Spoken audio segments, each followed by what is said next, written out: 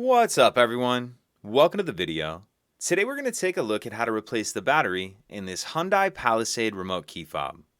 This Hyundai Palisade key fob is going to use replacement battery CR2032, and I'll put a link in the description box of this video to where you can find these replacement batteries if you're in need. So the first thing we're going to do in order to change this key fob battery is remove the emergency key that's in the bottom of the key fob. That's done by pressing this release on the back that my thumb's on, and the emergency key will pull out like that. Now if we hold our fob with the buttons facing down and we take a look at the bottom of it, this is the slot right here that emergency key slid out of. So what I'm going to do is take my emergency key and I'm going to put just the end of it in that slot so it looks like that. Then I'm going to take the key and pry up on this back cover. So just pry up like that, and as you can see it pops that back cover up. And then once you get it started you can pull it the rest of the way off with your hands like that. And we see our battery right here, and this battery will just slide out of its holder.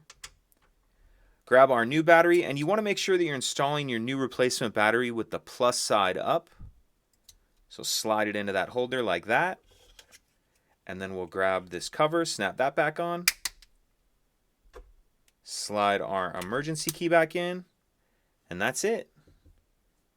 If you could take a second to like and subscribe, it helps us out, and I'd appreciate it.